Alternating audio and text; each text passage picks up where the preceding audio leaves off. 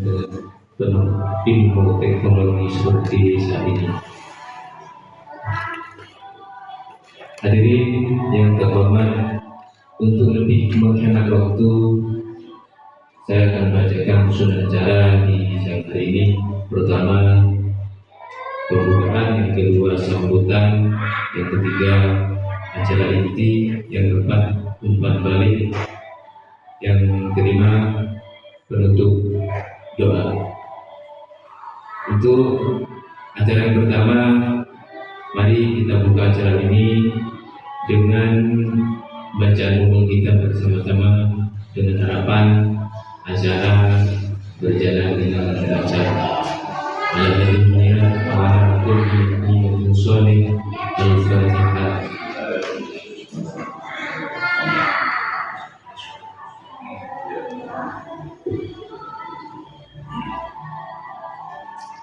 Untuk acara yang kedua yaitu sambutan yang akan disampaikan oleh Bapak Kepala Sekolah kepada yang terhormat Bapak Unip Siswadi, dipersilakan.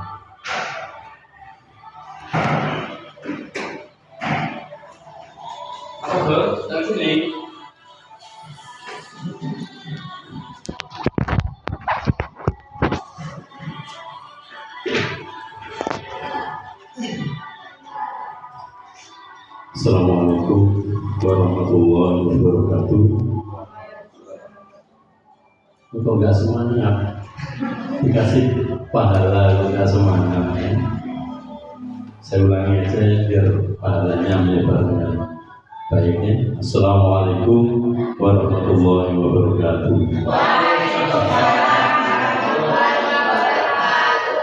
Alhamdulillahirabbil alamin. Nahmaduhu wa nasta'inuhu wa na'udzu billahi min shururi anfusina wa min sayyiati a'malina. May yahdihillahu fala mudilla lahu wa may yudlil fala hadiya lahu. Asyhadu an la ilaha illallah wa asyhadu anna Muhammadan abduhu wa rasuluh. Yang kami hormati Bapak Ibu Dewan Guru SDN Trigondani 01, wabil khusus Bapak Abdul Wasi, adalah karena sebagai penyelenggara kegiatan diseminasi CGP Angkatan yang ke-11 tahun 2024, yang sangat saya hormati pula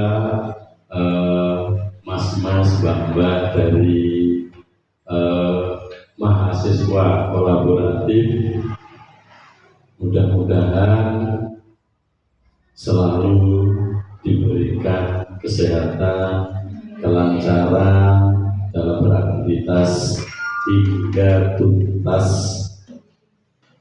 Bapak Ibu yang sangat saya hormati, pada pagi hari ini sebelum saya mulai sambutan sedikit, mari kita panjatkan puji syukur kehadirat Allah Subhanahu wa Ta'ala, karena hingga saat ini kita semuanya masih diberikan kesehatan, diberikan kesempatan, diberikan nikmat dan rezeki yang luar biasa, sehingga pada pagi setengah siang ini kita bisa berkumpul di sini dalam rangka mengikuti kegiatan diseminasi menyebarkan pemahaman penerapan budaya positif modul 1.4. Mudah-mudahan kegiatan ini nanti berjalan sesuai dengan harapan khususnya Pak Ulasi dan bisa bermanfaat untuk kita semua juga. Salawat serta salam kita aturkan kepada junjungan Nabi kita Nabi besar Muhammad SAW. Semoga kita semuanya nanti di akhir yaumul kiamah mendapatkan syafaatnya. Amin. Bapak Ibu dan Bapak Mas semuanya, diseminasi kalau tidak salah artinya adalah menyebar luaskan ide atau gagasan, kalau tidak salah. Garis besarnya seperti itu. Kami di sini berharap dengan kegiatan ini apa yang menjadi tujuan dari Pak Rawasi bukan cuma menyebar nantinya ya, tapi saya ingin aksi nyata yang benar-benar nanti akan merubah suasana yang kurang strategis atau yang kurang menjadi lebih, intinya seperti itu, perubahan positif.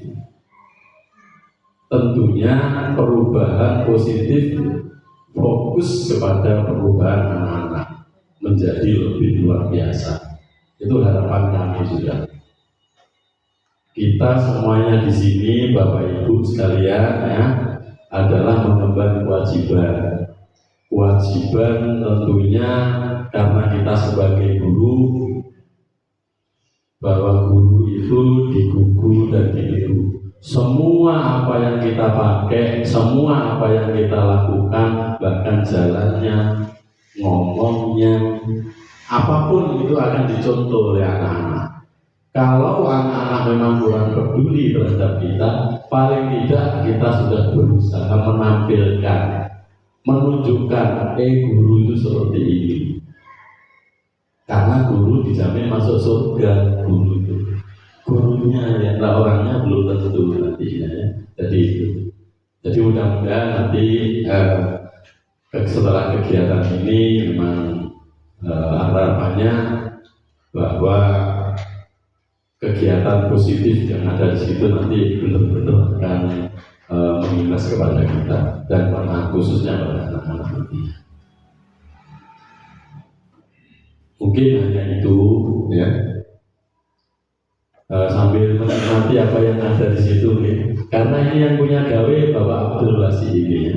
Kami cuma di laporan, Pak besok ada ini. Saya kira ada tim yang khusus memang dari Kaleo Sumber Baru ya, Pak Sunarto ya. Saya kira karena kemarin nggak disinggung, ternyata ini adalah mandiri ya. Biasa kalau mandiri itu selain kue nanti ada nasinya gede-gede nanti di sini. Mudah-mudahan ada nasinya, mudah-mudahan ya. Kan nggak apa-apa berharap lebih.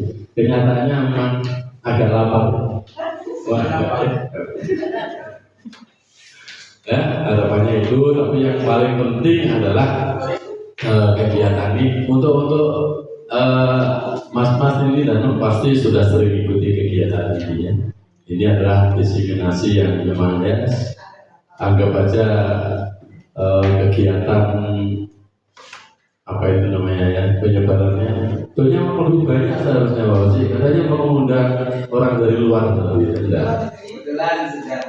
Oh, sudah mau salah. Mudah-mudahan apa yang menjadi evaluasi kegiatan ini nanti benar-benar bisa mempercepat bahkan menjadi catatan terbaik nanti untuk Bawasi untuk meluncur ke calon guru bergerak ya. Mungkin itu sekalian ya, mohon maaf SPDI calon guru bergerak angkatan 11 Kabupaten Jember, yaitu tepatnya di SDN Bregondani 01. Sebelum saya lanjutkan Bapak Ibu sekalian, perlu dipahami bahwa budaya positif ini sangat penting sekali diterapkan di sekolah karena ini berkaitan dengan karakter dan juga adalah menuntut skala kodrat yang ada pada anak agar mereka mencapai keselamatan dan kebahagiaan yang setinggi-tingginya, baik sebagai manusia maupun sebagai anggota masyarakat. Budaya positif di lingkungan sekolah akan memudahkan tujuan pendidikan sesuai dengan filosofi pendidikan nasional yaitu Kinerja Utara, yaitu mewujudkan pendidikan yang bertujuan untuk pada keselamatan dan kebahagiaan. Selain itu, dari budaya positif yang ada di sekolah akan menuntut tumbuhnya kekuatan kodrat yang ada pada diri anak dan juga untuk membentuk karakter melalui pembiasaan setiap hari yang dilakukan di sekolah. Sekolah sebagai lingkungan pendidikan menjadi paling strategis dalam pembentukan sikap dan karakter siswa. Jadi inilah Bapak Ibu sekalian dalam latar belakang saya dalam pembuatan tentang diseminasi penyebaran pemahaman tentang penerapan budaya positif. Jadi menurut Ki Dewantara, Bapak Ibu sekalian sangat penting sekali, maksudnya dalam memperdayakan dan membiasakan tentang budaya positif, karena ini sangat berkaitan sekali dengan pembentukan karakter dan juga pembentukan yang bisa membawa anak-anak peserta didik kita kepada arah yang idealis. Jadi seperti itu. Jadi selanjutnya Pak Sidik, budaya positif dan ekosistem positif. Jadi ini adalah beberapa kata atau peribahasa yang menjadi pemikiran dari KHD atau Ki Dewantara. Saya ambil, yaitu kita ambil contoh perbandingan dengan hidup tumbuh-tumbuhan seorang petani. Jadi Bapak Ibu sekalian, seorang pendidik itu mengibaratkan sebagai petani yang hakikatnya itu adalah sama dengan kewajibannya dengan seorang pendidik yang menanamkan, misalnya hanya dapat menuntut tumbuhnya padi. Ia dapat memperbaiki kondisi tanah, memelihara tanaman padi, memberi pupuk dan air, membasmi ulat-ulat atau jamur-jamur yang mengganggu hidup tanaman padi dan lain sebagainya. Jadi inilah gambaran atau pandangan Bapak Ibu sekalian bahwa cara mendidik dan memberikan transfer ilmu pengetahuan yang dilakukan oleh seorang guru kepada peserta didiknya atau siswa. Jadi ibaratkan sebagai petani, bagaimana dalam membudidayakan dan melestarikan tanaman tersebut, jadi tergantung dari kita sebagai guru. Jadi misalnya ingin menjadikan atau membentuk murid yang memiliki wawasan yang luas atau memiliki kompetensi yang sangat baik. Nah ini sebagai guru seharusnya kita itu bisa memberikan pelayanan. Dalam hal ini saya mengutip dari penyampaian atau pemikiran hari itu sebagai bagaimana guru itu bisa menuntut terhadap muridnya untuk mengangkat derajatnya murid itu sesuai dengan kodratnya yang setinggi-tingginya. Jadi dalam mendidik anak itu Bapak Ibu sekalian, itu tergantung kita sebagai guru bagaimana anak didik kita itu di sekolah bisa bisa kerasan, bisa senang, bisa mandiri dan memiliki tanggung jawab. Fungsi kita sebagai guru bagaimana bisa menerapkan pemikiran KHD yang saya sampaikan. Selanjutnya perubahan paradigma dan teori kontrol. Nah ini Bapak Ibu sekalian, sebelum saya menginjak kepada materi tentang definisi, terlebih dahulu Bapak Ibu sekalian saya mengajak tentang ilusi kontrol murid. Selanjutnya ilusi bahwa kritik dan membuat orang merasa bersalah dapat menguatkan karakter. Ilusi bahwa semua penguatan positif, efektif dan bermanfaat. Ilusi bahwa orang dewasa memiliki hak untuk bermasalah. Jadi Bapak Ibu sekalian, perlu saya tekankan, kita bisa belajar bersama dari apa yang disampaikan ini Bapak Ibu ya. Kita itu harus memiliki ilusi atau mimpi. Kenapa? Karena kita itu sebagai pendidik harus memiliki mimpi bagaimana mendidik anak didik peserta kita itu bisa mengarahkan ke arah yang lebih baik. Dalam hal ini dalam meningkatkan kompetensinya atau lainnya. Karena ini juga berdampak sekali apabila gurunya itu tidak memberikan pelayanan yang terbaik kepada peserta didiknya. Jadi paling tidak kita itu harus memiliki ilusi atau mimpi bagaimana kedepannya sekolah kita ini harus ada progres, harus ada peningkatan. Nah seperti itu. Jadi paling tidak apa yang kita laksanakan hari ini kita harus pertahankan, paling tidak kita harus tingkatkan. Nah apa yang kita sudah raih dan kita dapat, itu yang kita perlu kembangkan ke depannya. Karena ini sangat terpengaruh sekali, terutama dalam mutu sekolah dan juga visi sekolah. Kemarin sudah di BI 1 kemarin sudah membahas masalah visi, karena ini juga menjadi patokan atau cerminan terhadap satu masyarakat dan juga warga sekolah itu sendiri. Karena sekolah yang maju itu identik dengan semuanya itu bisa bergerak sesuai dengan mutu guru penggerak itu tergerak, bergerak dan menggerakkan. Nah seperti itu Bapak Ibu ya. Jadi seorang guru itu harus bisa menjadi pelopor dan menjadi teladan bagi guru lainnya. Nah dalam kesempatan ini saya akan kita belajar bersama dan kita sharing bersama bagaimana memanfaatkan kesempatan yang kita berikan oleh sekolah, khususnya ya bisa mengembangkan diri dan juga bisa meningkatkan prestasi anak-anak peserta didik kita di sekolah. Bapak Ibu sekalian, selanjutnya saya akan menyampaikan tentang eksplorasi konsep budaya positif. Nah, di sini ada beberapa hal yang perlu saya sampaikan. Yang pertama adalah paradigma perubahan belajar, disiplin positif, motivasi perilaku manusia, kebutuhan dasar manusia, posisi kontrol guru, keyakinan kelas, segitiga institusi, dan nilai-nilai kebajikan. Nah, ini sangat berkaitan sekali Bapak Ibu ya, dari 6 ada 8 ya Bapak Ibu. Ini sangat berkaitan sekali terhadap perilaku kita sebagai guru, bagaimana memberikan pelayanan terhadap murid kita dengan konsep budaya positif yang saya sampaikan. Nah, Bapak Ibu sekalian, biar keadaan siang hari ini biar tidak begitu tegang Bapak Ibu yang sepertinya perlu speaking. Jangan ketawa berarti ya. Iya, harus serius. Mohon izin Pak, guys, saya naik ya. Suruh aja. Untuk speakingnya untuk siang hari ini ya, kita sederhana aja. Kita menggerakkan jari ya. Kita meniru kayak film cowboy. Jadi kalau ditembak pakai angka ya 1, maka jadi jempol yang kiri ini harus membuat angka 1. Kalau 2 berarti harus jari ini 2, gitu ya. Gantian, yang kanan dari yang kiri bisa Pak Siti? Oh bisa. Oh iya, gantian maksudnya. Baik, kita latihan Bapak Ibu ya. Nah, ayo kita latihan sedikit dulu. Ayo kita coba jari yang kiri, bisa diangkat dulu tangannya. Nah, contoh dulu ya Pak ya. Harus contoh dulu.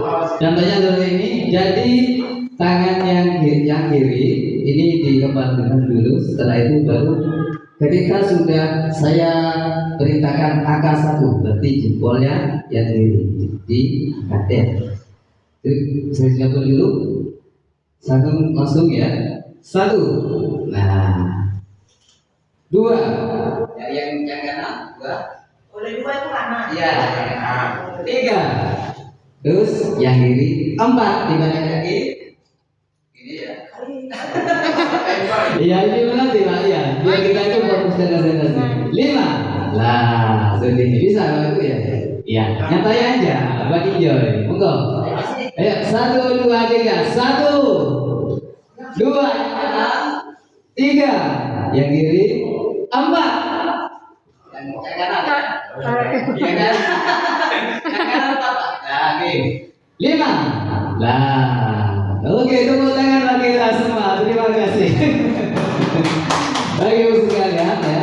Jadi dalam eksplorasi konsep ini tentang budaya positif ada beberapa hal yang perlu saya sampaikan. Jadi tentang paradigma perubahan, disiplin positif, motivasi perilaku manusia, kebutuhan dasar manusia, posisi kontrol guru, keyakinan kelas, segitiga institusi, dan nilai-nilai kebajikan. Lanjut Pak Siti.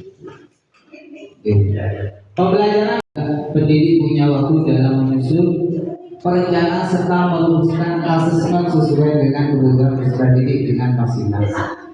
Inilah Bapak Ibu sekalian tentang pengertian tentang paradigma baru. Jadi kita itu sebagai guru bagaimana memberikan pelayanan kepada peserta didik kita ya dengan pembelajaran yang berdifferensiasi.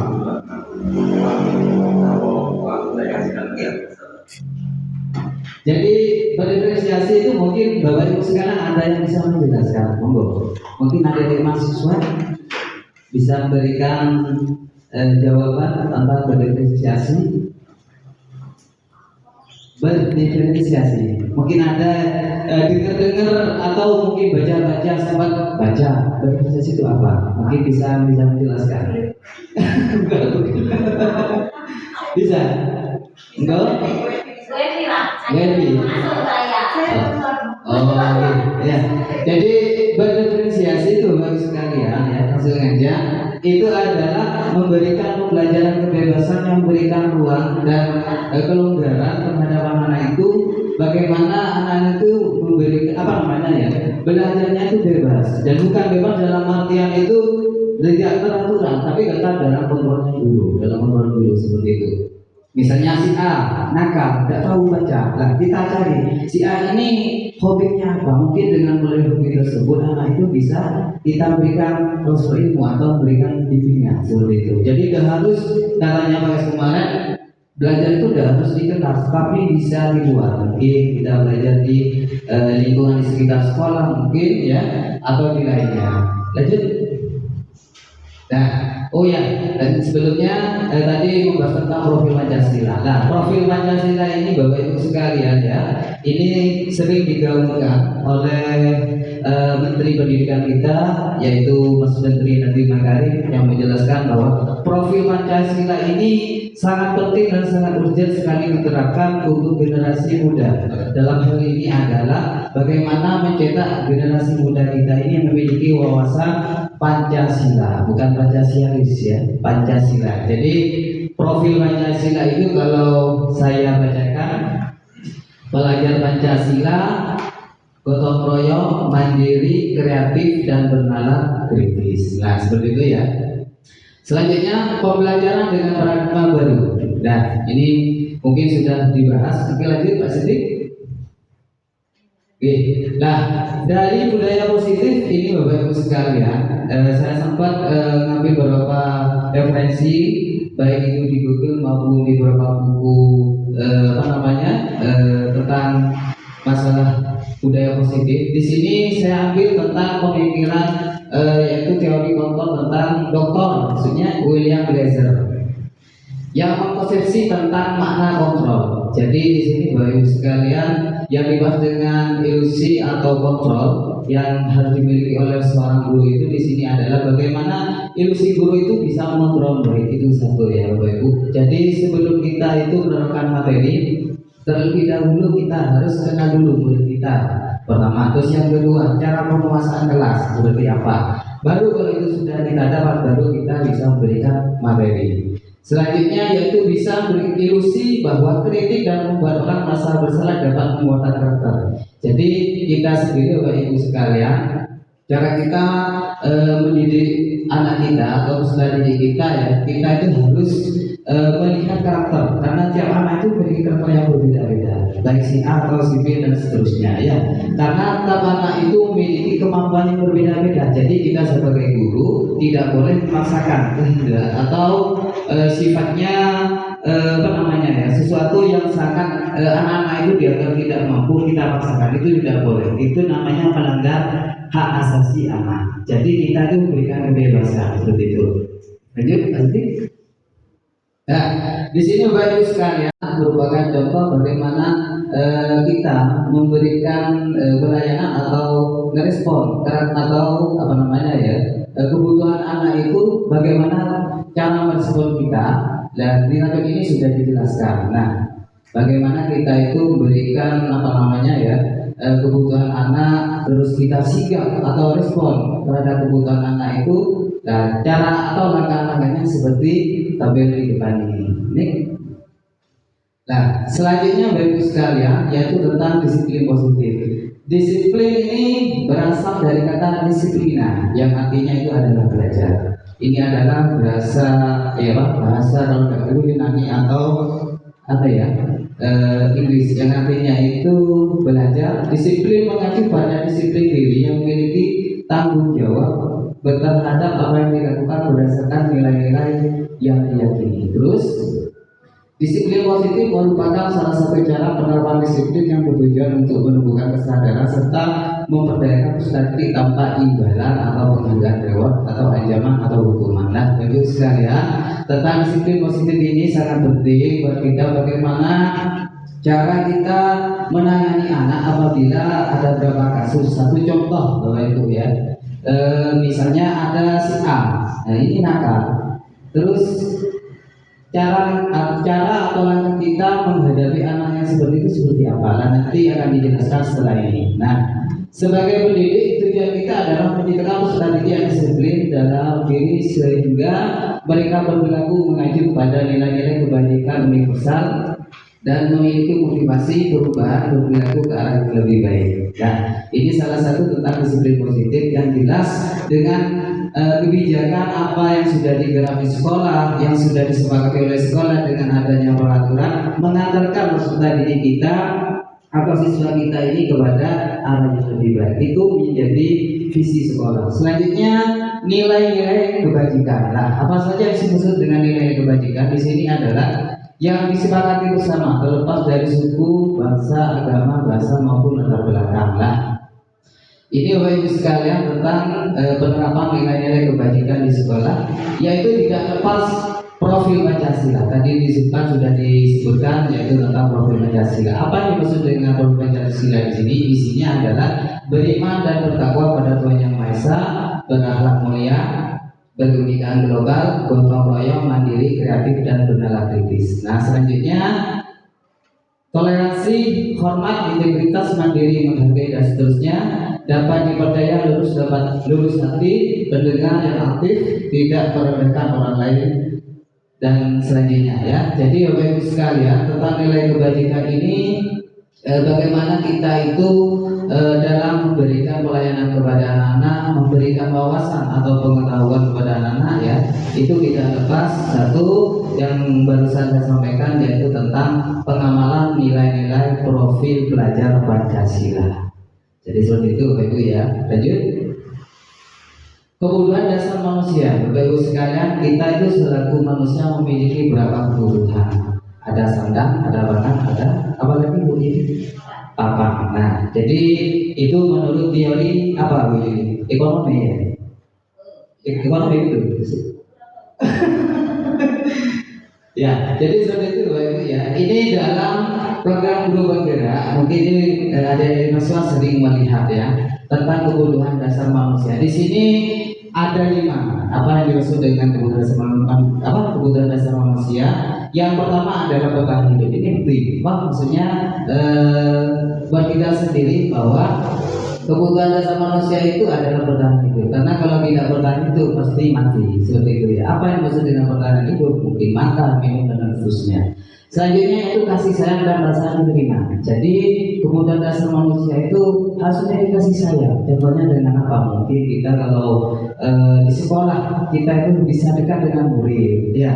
Terus bisa memberikan motivasi kepada murid. Terus bisa memberikan semangat atau dan seterusnya, ya.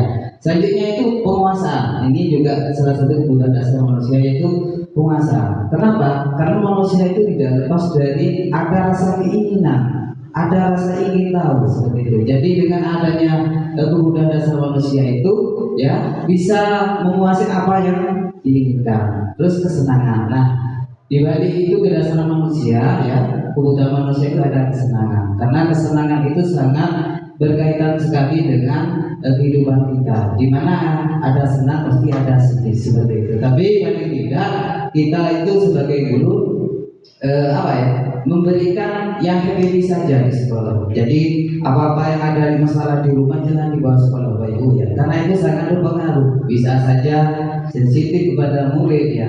Biasanya ada masalah akhirnya dibawa ke sekolah mengimbas kepada anak. Nah, itu yang tidak boleh. Jadi kita sebagai guru itu paling tidak memberikan hiburan, kesenangan. Karena pada esensinya atau orientasinya kita sebagai guru itu memberikan pelayanan bagaimana anak itu tadi kita itu di sekolah happy, senang dan merasa mandiri dan juga belajarnya ada kebebasan seperti itu. Yang terakhir apa Pak Sidi? Kebebasan, betul, free ya, atau liberal. Jadi paling tidak Bapak Ibu sekalian, dari kebutuhan dasar manusia itu peserta didik kita di sekolah harus diberikan kebebasan, baik itu dalam belajarnya maupun kebutuhan yang lain. Karena ini menjadi dasar buat kita selaku guru bagaimana peserta didik kita itu paling tidak memberikan kebebasan dalam dalam ilmu global atau yang sifatnya pandangan sudut pandang ya. Jadi di sini saya sedikit menjelaskan apa sih tujuan motivasi perilaku hidup manusia itu, yaitu menghindari ketidaknyamanan atau hukuman. Nah ini Bapak Ibu sekalian ya. Jadi perlu sekali bagaimana cara menangani anak-anak itu ya. Bila mana si A misalnya ya kita panggil ke dalam kelas atau karena membuat kesalahan, kita itu jangan langsung mengaku anak ini seperti ini atau diberikan hukum atau dipukul dan seterusnya, itu tidak boleh Ibu ya. Paling tidak hak kita itu sendiri harus menanyakan terlebih dahulu masalahnya seperti apa, terus penyebabnya itu apa dan seterusnya. Terus untuk mendapatkan imbalan atau penghargaan dari orang lain, Bapak Ibu sekalian, dalam motivasi pelaku perilaku manusia ini, kemarin ketika saya lokal tepatnya di SMA 1 Jember itu ya, ini juga menjadi topik pembahasan tentang imbalan dan imbalan atau penghargaan. Aslinya ada pun boleh-boleh saja, tapi menurut pemahaman dan bahwasanya kemarin yang saya terima itu kita memberikan hadiah kepada anak-anak karena prestasinya itu seperti kurang baik Bapak Ibu. Kenapa? Karena itu ada rasa ketergantungan. Berarti dia itu belajar karena ngejar trofi atau mungkin hadiah. Nah itu yang tidak baik. Caranya seperti apa? Paling tidak kita itu memberikan respon positif dulu. Bagaimana ya anak-anak itu belajar bukan karena penghargaan atau piala seperti itu. Terus yang terakhir yaitu untuk menjadi orang yang mereka inginkan dan menghargai diri sendiri dengan nilai-nilai gimana bahasanya? Oh yang mereka percaya. Oke. Jadi Bapak Ibu sekalian, perlu kita juga dasarkan dan juga kita berikan masukan kepada anak-anak sekalian ya. Apa saja yaitu hukuman, pembuatan merasa bersalah, teman, pemantau dan manajer. Jadi yang kelima ini merupakan kebutuhan kita sebagai guru. Bagaimana yang lima ini kita bisa terapkan. Nah, dari sini saya sendiri akan menjelaskan satu-satu tentang 5 fungsi kontrol bagi seorang guru. Lanjut. Menerapkan 5 fungsi kontrol guru. Yang pertama, kasus yang pertama Bapak Ibu ya, murid telat hadir saat upacara bendera. Nah ini contohnya, berdiri di dekat bendera 1 jam. Ini termasuk apa Bapak Ibu? Hukuman ya. Hukuman. Lanjutnya, berapa kali Pak Guru sudah mengingatkan, tapi kamu hari ini telat lagi. Nah ini tentang posisi kontrol seorang guru adalah membuat rasa bersalah. Nih.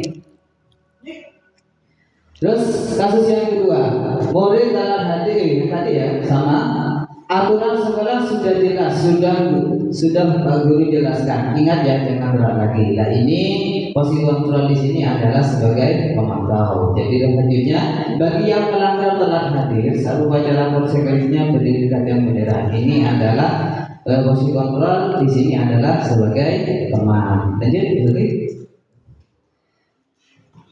Kamu tahu gak kesalahan dan kira-kira bagaimana memperbaiki kesalahanmu? Nah ini Bapak Ibu sekalian ya, kita itu dari 5 fungsi kontrol sebagai guru yang paling ideal, yang paling baik itu posisinya kita sebagai manajer. Kenapa?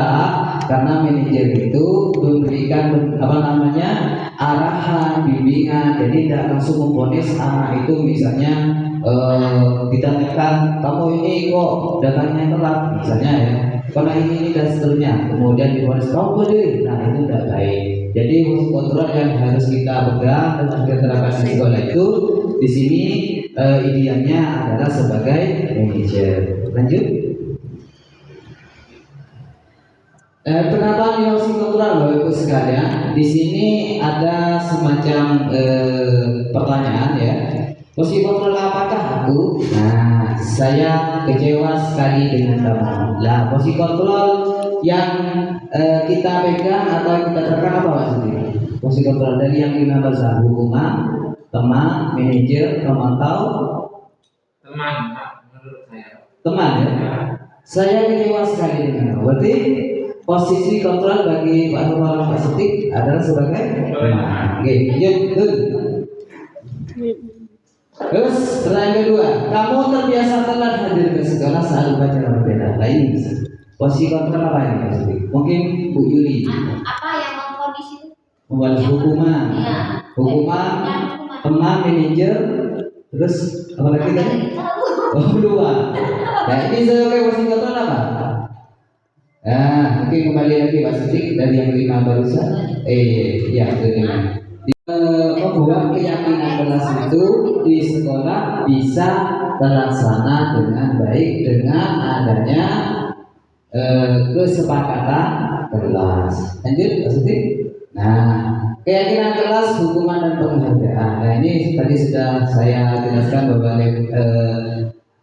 dengan lebar ya. Mengapa tidak peraturan saja? Mengapa harus keyakinan kelas? Di sini sudah dijelaskan barusan sudah saya jelaskan panjang lebar ya. Di sini cuma dicontohkan Bapak Ibu sekalian, mengapa kita memiliki peraturan 3M, menggunakan masker, mencuci tangan dan menjaga jarak 1,5 meter. Ini jawabannya apa Ibu? Mungkin ada yang bisa menjawab. 3M, menggunakan masker, mencuci dan menjaga jarak 1,5 meter. Mungkin ada yang bisa menjawab. Mungkin Bu Yuli, alasannya apa kita memakai masker? Agar tidak terjangkit penyakit. Satu, agar supaya terhindar dari penyakit, terjangkit penyakit. Mungkin ada lagi. Tidak menyebarkan virus. Tidak menyebarkan virus, betul. Jadi kalau kita pilek atau flu, kita tidak pakai masker bisa menyebar virus. Terus pertanyaan terakhir, mengapa kita memiliki peraturan datang tepat waktu pada saat mengikuti pelatihan? Alasannya kenapa? Ketika ada acara kita itu diundang jam 7, terus kita itu datang sebelum jam 7. Alasannya kenapa itu? Mungkin ada yang bisa menjawab. Mungkin menurut hemat saya begini Pak sih. Ya. Jika kita ada undangan untuk pelatihan, kenapa kita harus datang tepat waktu? Ya. Karena pertama kita bisa lebih baik menunggu daripada kita telat. Sehingga ketika kita sudah telat, kita ketinggalan apa yang sudah materi pertama mungkin sudah disampaikan oleh materi. Bagus. Jadi ini sangat sangat luar biasa apa yang disampaikan Pak Siti barusan ya. Jadi kita itu datang di suatu acara alasannya itu supaya tidak ketinggalan dengan materi, lebih menghargai waktu, disiplin waktu, dan juga sebagai bukti kalau kita diundang menghormati siapa yang mengundang. Seperti itu Pak Siti. Nah, alasannya biar kita itu apa yang menjadi tujuan dari acara tersebut kita itu tidak ketinggalan. Seperti itu. Baik, tepuk tangan Bapak Siti ya semuanya. Baik, lanjut Bapak Siti. Nah, di sini tentang peraturan dan keyakinan kelas nilai dan kebajikan. Nah, selalu kembalikan buku ke tempatnya. Ini namanya ya keyakinan kelas. Di sini kebajikan yang dituju adalah tanggung jawab. Dilarang mengganggu orang lain. Kebajikannya apa, Ibu? Menghormati orang lain dan diri sendiri. Salah. Terus yang terakhir itu adalah manajer ya, Ibu ya. Nah, ini adalah contoh daripada tindakan guru dari penerapan 5 posisi kontrol bagi seorang guru. Lanjut, Pak Siti. D. Perbedaan dan hukuman sanksi. Lah, apa perbedaannya? Di sini Bapak Ibu, saya sempat akan menjelaskan hukuman. Suatu yang menyakitkan harus terjadi. Sanksinya atau sanksinya atau konsekuensinya, suatu yang harus terjadi. Lah, jadi Bapak Ibu sekalian, kalau kita itu memberikan hukuman atau sanksi kepada anak-anak ya, kita itu harus lihat dulu permasalahannya. Jangan langsung menyakiti anak. Oh, anak ini pekok, misalnya Ibu ya, atau anak ini jengkel dan seterusnya. Tidak boleh, karena di balik itu ada perasaan yang kurang enak terhadap murid, sehingga anak-anak itu merasa trauma atau tersakiti, sehingga ketika tersakiti hatinya ada perasaan dendam. Seperti itu. Sehingga apa akibatnya? Pak Siti akhirnya dimusuhi. Kenapa? Karena memberikan hukuman yang sangat menyakitkan, bukan hanya sakit hati. Jadi juga menyakitkan kepada anak itu berdampak kepada mental peserta didik kita, sehingga memiliki rasa pendendam atau benci terhadap gurunya. Nah, sanksinya seperti yang di depan ini, Ibu ya. Lanjut. Sedikit. Nah, kegiatan, dan di sini saya sedikit membahas tentang pendalaman keyakinan kelas. Di sini ada tabir T dan tabir D. Di sini ada tabir T dulu. Yang pertama adalah hormat, bekerja, dan rasa diterima. Seperti apa? Ya, effort atau seperti ya contohnya datang tepat waktu, tidak tampak ya, tidak tampak seperti apa contohnya, yaitu sering hadir terlambat, tampak seperti tekun bekerja dan menjadi guru, tidak tampak seperti tidak mendengarkan guru dan tidak rajin. Nah, ini adalah tentang gambaran tabir di dalam penanganan suatu kasus atau posisi kontrol sebagai seorang guru. Yang terakhir positif tabir Y.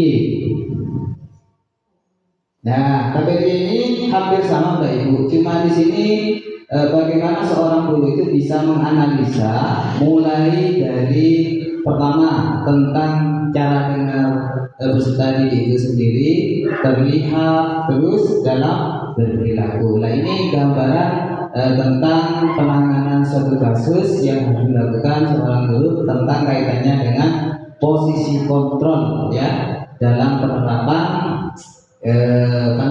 kegiatan yang ada di sekolah. Lanjut positif. Ya, pembentukan kelas, keyakinan kelas. Nah, di sini Bapak Ibu sekalian, dalam pembentukan keyakinan atau kesepakatan kelas di sini didasari dengan ingin belajar, senang, mengerjakan tugas, saling menghormati, rasa aman. Selalu bersikap positif senantiasa menjadi diri sendiri, berkomitmen pada tugas. Terus yang terakhir adalah budayakan hormat pada orang lain. Pentingnya mengerjakan tugas dan mengikuti kegiatan yang ada di sekolah. Nah, ini tentang keyakinan atau kesepakatan kelas. Nah, tentang hukuman konsekuensi institusi itu. Nah, ini hampir kan. Hukuman di sini ada hukuman konsekuensi dan situasi. Apa yang disebut dengan hukuman? Tidak terencana tiba-tiba. Ini refleks. Jadi misalnya anak bicara atau bergurau. Nah, di sini di sekolahnya berbuat salah itu wajar. Tidak ada manusia yang sempurna.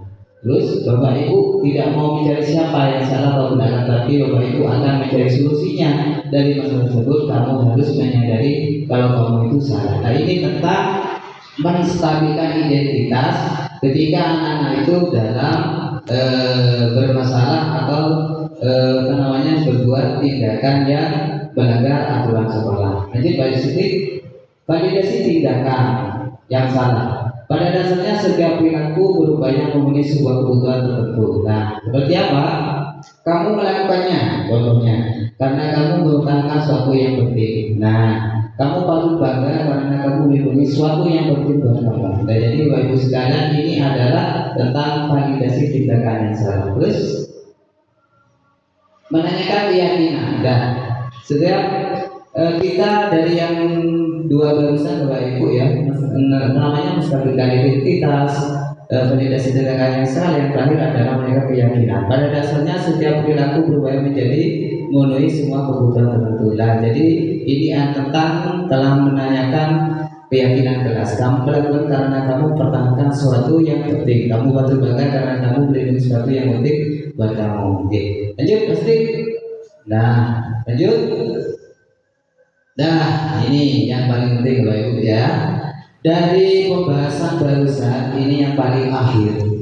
Jadi ini sudah masuk inti kalimatnya ya, paling ujung. Kesimpulan dari penerapan atau penyebaran pemahaman budaya positif Bapak Ibu sekalian, kesimpulannya adalah budaya positif harus dibangun untuk menumbuhkan motivasi internal, melaksanakan disiplin positif bagi seorang murid yang nantinya akan ikut berpengaruh kepada pencapaian visi dan misi sekolah. Membangun budaya positif tertentu saja tidak bisa dilakukan sendiri, melainkan butuh kolaborasi dari semua warga sekolah, mulai dari kepala sekolah, guru, tenaga pendidik, dan guru, bahkan dibutuhkan dukungan orang tua dan komite sekolah. Inilah cita-cita pemahaman dan penerapan budaya positif Bapak Ibu, karena ini merupakan keberlanjutan atau kesinambungan tentang budaya positif yang harus kita terapkan di sekolah, karena ini merupakan